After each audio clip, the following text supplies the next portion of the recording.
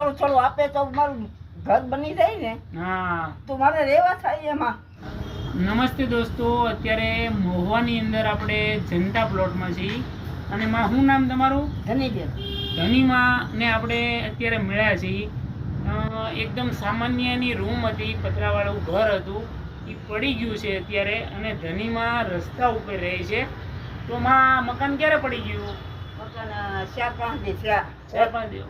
બહુ જૂનું હતું ને, રવિવારના દિવસે પડી ગયું. હા. અને તમારે પરિવારમાં દીકરા દીકરા નથી. એકે નથી? નહીં. તો પછી તમે એકલા જ રહેતા? એકલા રહેતી. હા.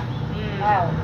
તો ધનીમાને કેટલા દીકરા હતા માં? 2 હતા તે 2 પાછા થઈ ગયા. તો ધનીમાને 2 દીકરા હતા અને બંને ગુજરી ગયા. અત્યારે ધનીમા એકલા જ રહે છે. રસ્તા ઉપર તમે વિડીયોમાં જોઈ શકો છો. તો ધનીમાને જેટલી બનતી મદદ થાય તો આ મારા સ્ક્રીન પર નંબર છે, એની અંદર તમે કોન્ટેક્ટ કરી શકો અથવા ડાયરેક્ટલી જીપે કરી શકો. અને માં પોતે એકલા નિરાધાર છે.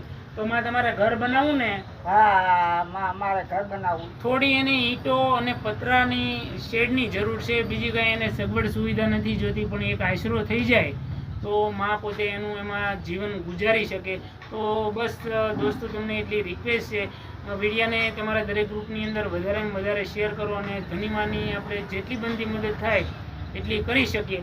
તો માં આપણે એક વિડીયોના માધ્યમથી બધાને રિક્વેસ્ટ કરી કે થોડું થોડું અમને આપો તો તમારું ઘર બની જાય. બરોબર ને? હા.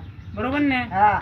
હારું હો માં, કઈ ચિંતા નહીં કરતા. થોડું થોડું આપે તો મારું ઘર બની જાય ને. હા તો મારે રહેવા થાય એમાં. હા માં હો, કાંઈ વાંધો નહીં, કોઈ ચિંતા નહીં કરતા હો ને. સારું, હાલો, આપણે બધાને રિક્વેસ્ટ કરી છે. હવે જે હા. કાંઈ થોડા ઘણા રૂપિયા આવે હા. એને આપણે ઈંટું ને પતરા ને એવું મંગાવી લઈશું. બરોબર? હા. સારું માં હો.